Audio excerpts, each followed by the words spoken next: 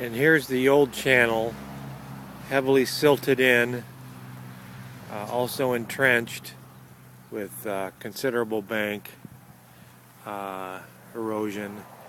And now if we kind of go up on to the floodplain area here where the new channel has been constructed, and we can see the meander pattern as well as upstream from there.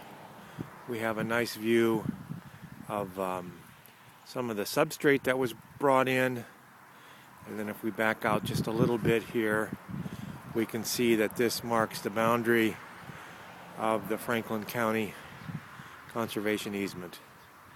A nice restoration that will only improve over time.